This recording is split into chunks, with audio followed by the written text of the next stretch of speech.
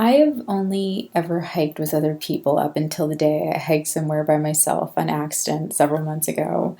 I was always either involved with a hiking or outdoors group, or I brought a friend along with me to scout new trails. I had always avoided hiking alone for one because I watched the movie with James Franco, 127 Hours, and after that I always ended up carrying a really sharp knife with me, but and two, because as a very small woman, I feared for my safety. It wasn't until I had spoken with my friend Nicole Snell that I thought again about going it alone.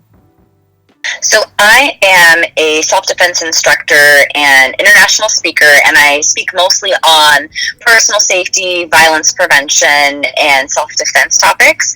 I also teach full contact self-defense with impact personal safety, and I really love being able to empower people with skills that they can use every day of their lives. Self-defense isn't just about the physical aspect of personal safety. It's about verbal strategies. It's a way to manage your safety and manage your comfort and set your boundaries. And those are things that you use all the time. So I really love what we do and what we teach. And then I am a huge outdoor enthusiast. I am a hike leader with Black Girls Trekkin'. I am a local guide for Fjallraven, and I love being outdoors, have loved being outdoors my whole life. Nicole not only is a self-defense instructor, a speaker, a hike leader for the group Black Girls Trekking, a Fjallraven local guide, but she's also the creator of Outdoor Defense. It's a series on Instagram where she shares really important information about how to keep yourself safe when traveling and exploring the world on your own. I do a lot of solo traveling and solo hiking. And what I noticed is that every time someone would tell me, anytime I would tell someone that I hiked by myself, I would get like this look. Oh my gosh, you go out by yourself, like that's dangerous, and this could happen, and this and that could happen.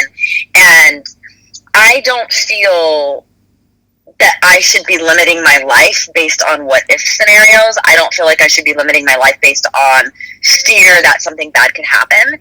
And I have self-defense training, but a lot of people don't. And I wanted to somehow put together my love of the outdoors and exploring and the feeling of freedom of getting outside and exploring with my love of empowering people with personal safety and self-defense. And so I spoke with Impact Personal Safety, and they loved the idea of me putting together something to highlight self-defense in the outdoors. And Wild Gina from Instagram encouraged me to just do it. She said I just needed to hurry up and just get something out there and do it because it was such a unique idea and perspective. And Outdoor Defense was born. And it is a combination of putting my love of empowering people with self-defense and my love of the outdoors together to hopefully encourage more people to get out, solo people to get out, and women who may be fearful of their safety when they go out to just have some skills that they can have to go out and explore their world. And it's really funny that you touched on that, because literally someone had stopped me while I was hiking the other day, and they mentioned how scary it was for them to hike on their own. And, I'd mentioned to that person that I know somebody who hikes all throughout Griffith Park by herself. This is speaking about you, and that that you utilize your self-awareness and your self-defense training to keep yourself safe, and you are also experienced out there. You didn't just go out into the wilderness and just start just wandering around. You went with a plan and water and all that stuff as well. But I like that that's an option, that you don't have to limit yourself, even though that society has told us that women aren't supposed to be out by themselves in the woods alone. Yeah, because nobody tells that to men. Not to be gender binary, but our society still is very binary in a lot of ways, and there's a different message sent out to cis men than is sent out to cis women. And the idea is that, men stereotypically, men know how to defend themselves, men can handle themselves, like all these things. But then women are so, oh no, you're weak and you're vulnerable and you're all these things. And not all of those things are always true. Like, not all men know how to handle themselves, and not all men want to go out hiking. You know what I mean? I have plenty of male friends that are like, that's the last thing that I want to do. And that's fine. But there's plenty of women that want to get out hiking, they want to explore. And sometimes they may feel discouraged by other people in their life that say, oh, you shouldn't do that or you couldn't do that. And like you said, it's all about having a plan. Like, I don't just go out there with, nothing and I'm going to go explore. I have a plan. I know where I'm going. Maybe there's, if there's an area that I'm not familiar with, maybe I don't go that place by myself because I feel I'll be safer if I go with someone who knows the trail. So knowing how to defend yourself doesn't mean you go out and purposely put yourself in dangerous situations or situations that could be sketchy. It just means that you have information, you have options, and avoiding a confrontation, avoiding a bad situation is always the first rule. Like, the first rule of survival is like, don't put yourself in a situation where you're going to have to use these skills. I took a wilderness survival class, and we learned how to start a fire with sticks. And after, 2, 3, 4 hours of scavenging for the materials and then spending time trying to actually get it to get your little piece of coal and then actually put it in the tinder and get a fire, they're like, all right, hopefully this teaches you that maybe you should just carry a lighter. Maybe you should just carry matches or stormproof matches with you because that's much simpler. And the same kind of thing goes for self-defense. Like, it's not about purposely picking a fight or purposely, saying, I'm going to go, do this thing that's really scary because I'm trained. It's like, no, the idea is to not have to use those skills unless it's absolutely necessary. And I actually wanted to know a little bit more about how you became a self-defense instructor. Like, what led you to this path? What led me to being a self-defense instructor was kind of roundabout. I've always been really athletic and played sports and was interested in martial arts. I took like 3 months of jiu-jitsu in high school, and then I took a karate class in college and kickboxing at the gym. So I was kind of like that. That's the physical contact aspect of different sports. I took my very first self-defense class, about 7 or 8 years ago, because I was in a situation with someone I was dating at the time, and I got pinned to the ground in a play fight. They were just play fighting. Oh, yes. But I didn't like the fact that I got pinned and I didn't know how to get out of it. And I was thinking, well, geez, if this was happening for real, I wouldn't know the first thing about what to do and how to get out of it. So I took a self-defense class, and then I liked what I learned, and I wanted to take more and more classes. What brought me to Impact is I started working with a company that was touring around the country and internationally doing sexual assault prevention and response trainings for the military. So I did these types of trainings for the Navy and the Marine Corps, and we worked with a company that was acting as our agent, and the agency had a program called Students Fight Back and Girls Fight Back. And I looked at the program, I said, oh my gosh, I want to be a speaker for this program. So I reached out to them.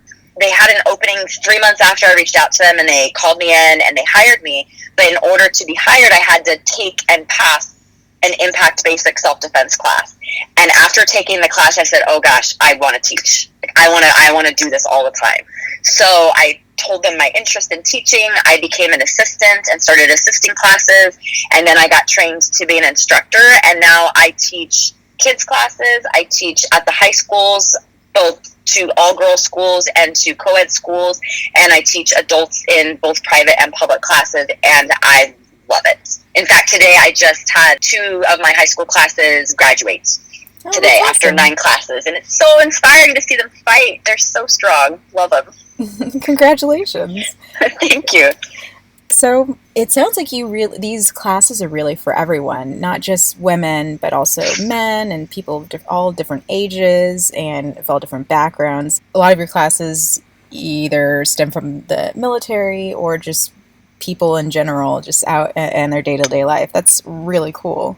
Thank you. Yeah, Impact is super gender inclusive. We have men's classes, we have women's classes, we have intro classes which are gender inclusive, we have advanced classes, there are defense against the armed assailant, we can customize classes for private groups. Like I said, we teach at high school, so we teach men and women pretty much the same thing. Men and women are statistically attacked for different reasons, so we Impact adjusts the course material slightly depending on what is going to be the most likely scenario that group is going to face.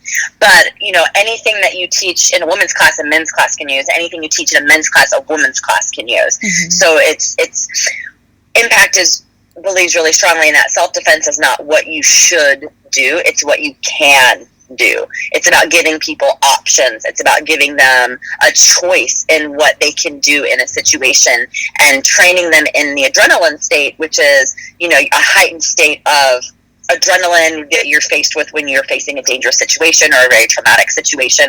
And it's to help reduce the freeze response so that you can respond quicker if you find yourself in that situation, which is why we train the way we do. So it sounds like the takeaway from a lot of the courses really depends on the situation or the type of class, but whatever you learn could also be applied to any other situation. Yeah, we don't teach, you only use this technique in this scenario or this technique in that scenario. We teach you a wide range of techniques, and all the scenarios are done realistically. Like the padded instructors in Impact do improv, so they're talking to you as well. We teach the students how to have these verbal interactions, how to use verbal strategies to talk to someone, to set a boundary with your voice in order to get someone to walk away and to not choose you as a target. And then if the talking doesn't work, because of course we don't want to fight, the best fight's the one you don't have to fight. The talking doesn't work, then we teach you some really basic skills. It's very basic targets that we teach. There's nothing complicated. It's not memorizing certain sequences of moves. It's like, what do you have on your body that's a weapon? Like your hands, your fingers, your knees, your elbows. Like, what do you have on your body to fight with? What is available on the assailant's body that you can hit with force with any one of your weapons and disable them enough to where you can get away? It's about getting away as quickly as you can. And so how would someone listening to this podcast sign up for one of your courses? So they would go to impactpersonalsafety.com. There's a full schedule of all of our public classes available, and they just find a class that they like that fits their schedule, and they can sign up right from there. Awesome. That's super easy. Yeah. And I know that you're saying that you had traveled in the past in order to teach people all around the world. What were some of your favorite places to travel to? Oh my goodness, I love traveling, and I love traveling and teaching, because then sometimes when I get to the place where I'm traveling, I can also do some hiking, because, I like to hike. But when I was working for the military, we weren't teaching self-defense, we were teaching bystander intervention, bystander awareness, and empathy for survivors in kind of an interactive theater style type of workshop. And so I've been to some really cool places. I've been to Singapore, been in pretty much every military base in Japan. I've been to Djibouti, Africa, Guam, Bahrain. We were in South Korea. There's a military base in a little small country called Diego Garcia in the southern Indian Ocean that was beautiful to visit, and a lot of great military service members there that were really grateful for the training that we gave them. And then I go around nationally and speak at colleges on personal safety and self-defense. That's what I do currently, in addition to teaching the full contact classes here in LA. And I've been all over the country.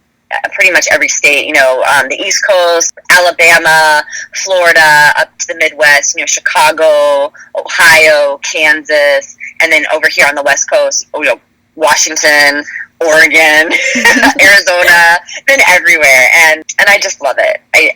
It's great to be able to travel to a place and provide someone with some information that can make them feel more confident as they go out into their life. Because I feel confident when I go on through my life, because I know I can back up my verbal with physical if I need to. I carry myself with confidence, and I want other people to know that they can do that as well, that you don't have to limit your life. You don't have to change your schedule around just because you may have fear of going out at this time of night, or you don't have anyone to go with you. Of course, we want to try to make choices that reduce our risk as much as possible, but at the same time, like if I need to go to the grocery store at 11 o'clock at night, Nicole's going to the grocery store at 11 o'clock at night. Like that's just going to happen. And I'm not going to go into a really dangerous part of town in the middle of the night by myself just to say I did it. Or if for some reason I needed to be in that area, I would go with someone, or decide to go at a different time if it's something like that. But there's a lot of things that we maybe limit ourselves at because we feel like if something happened, we wouldn't know what to do. And taking a a self-defense class can help give someone the confidence that, hey, you know what? I actually have options, that I'm not helpless, that I am super powerful, and there's a lot of different things I can do. And that, I think, is what is really powerful for people to walk away with.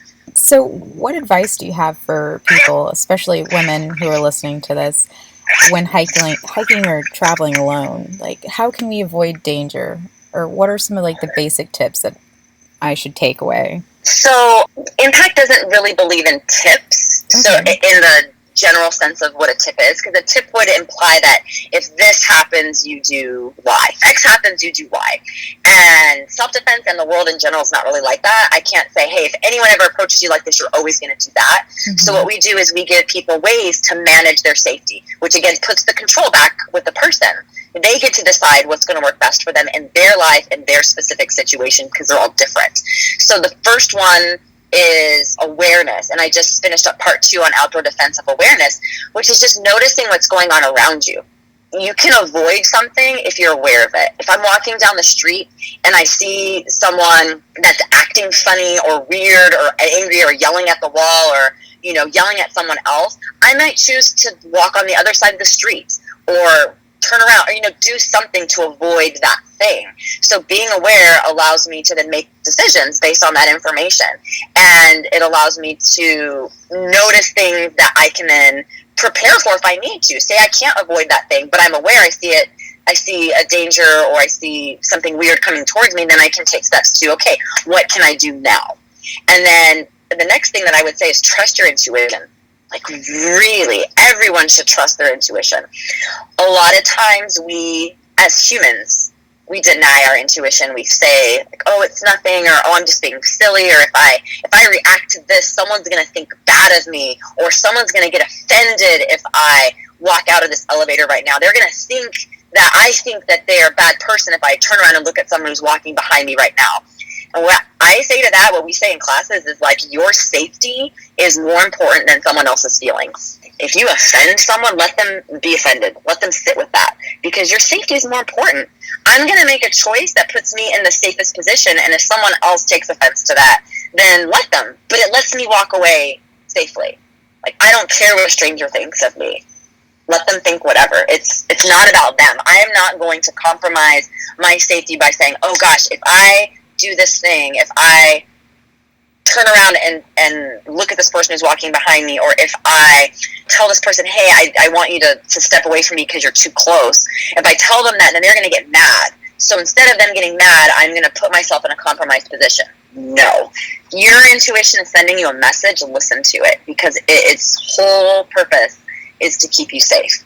So trust your intuition, be aware, and your safety comes first over anyone else's feelings. And don't be afraid of offending someone. If you need to stand up for your boundaries or stand up for your comfort, it's okay to speak up for yourself. I'm super grateful at the amount of support that Outdoor Defense has, and I'm looking forward to sharing more safety strategies. I hope people are encouraged to take a self-defense class, either with Impact Personal Safety, of course, but if they have any other way of getting a self-defense, any kind of self-defense training is always great to have. And I hope more people are encouraged to go out and explore their world. Thank you again so much for agreeing to sit down and speak with me today. I really enjoyed the advice that you gave, and I'm really excited to see more of your content online about outdoor defense. Thank you so much. Thank you for having me on your show. It is a pleasure, and I look forward to following all of your other episodes as well, too. Well, thank you. Thanks for listening to Jazzed About Nature podcast, the show where I chat about all things related to the environment. You can learn more about outdoor defense, Nicole's self-defense courses, and everything else we spoke about today by visiting the show notes. I want to thank you all again for listening and remind you to continue thinking globally and acting locally.